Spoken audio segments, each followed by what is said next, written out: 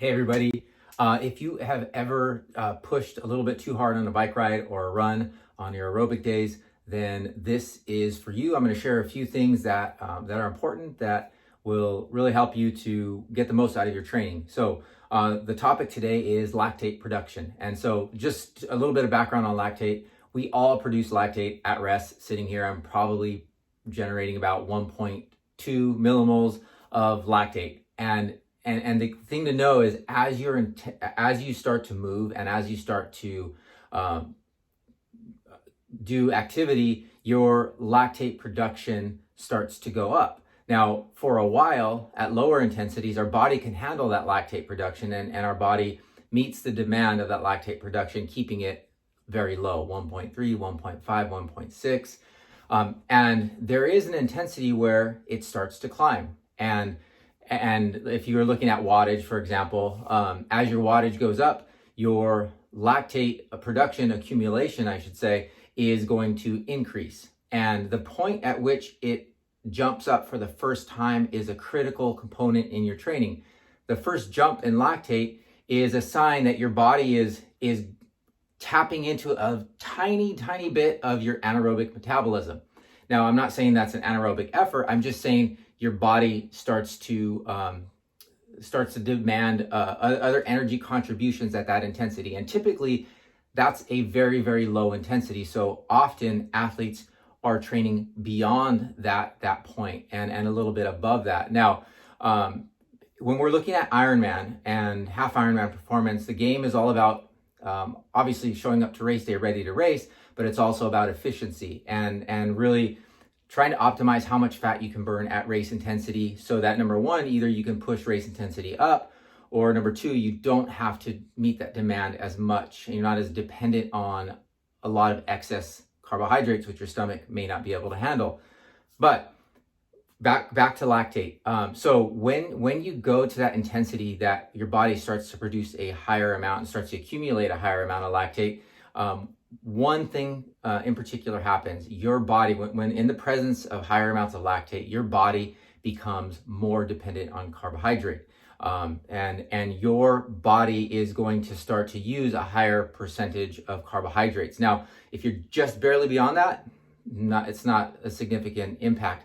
But if you're well above that, that's going to create a big demand on your body in terms of the carbohydrate contribution. Now, why is this important? This is important because if your goal is to teach your body to become more efficient and you're always training beyond that point where your lactate starts to accumulate, and it's different for everybody, right? It's even people with the same 20-minute all-out power, their production can start at a different point in that buildup. So it's important because if you are constantly training above that, you're never teaching your body to tap into fat for its fuel source, and your body can never become very good at that.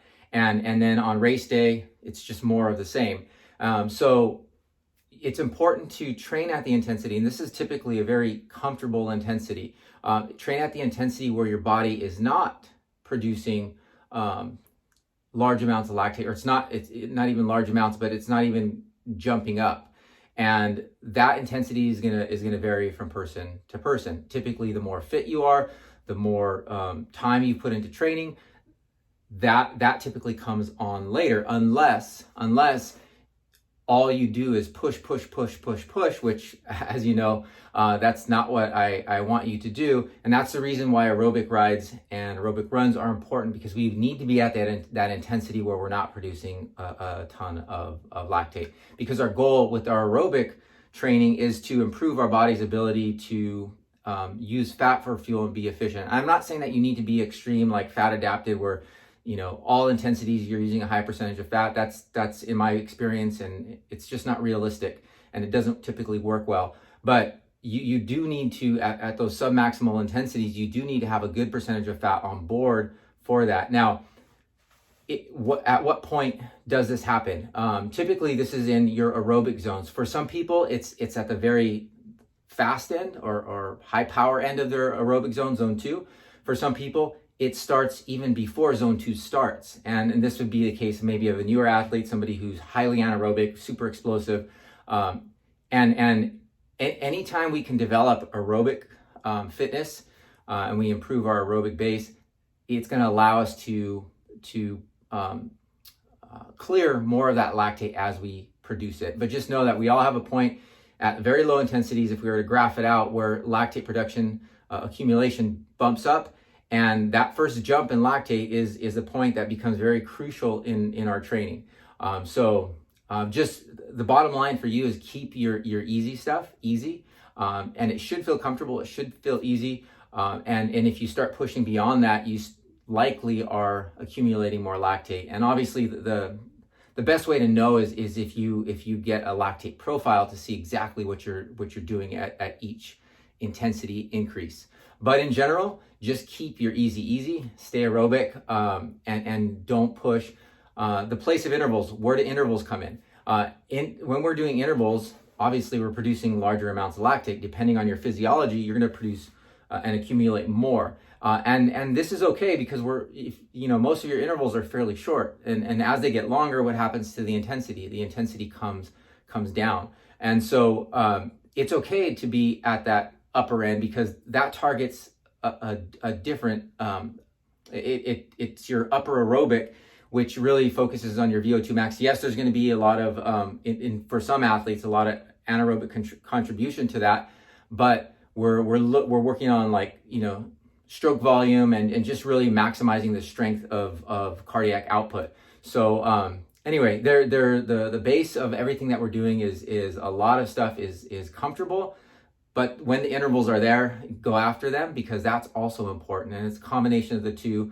But anyway, just wanted to share that with you and remind you, keep the comfortable or easy, and be disciplined in your training to hold back. I know it's tough, especially right now, and everybody's fired up to get into the training cycles, but just kind of keep that in control. All right.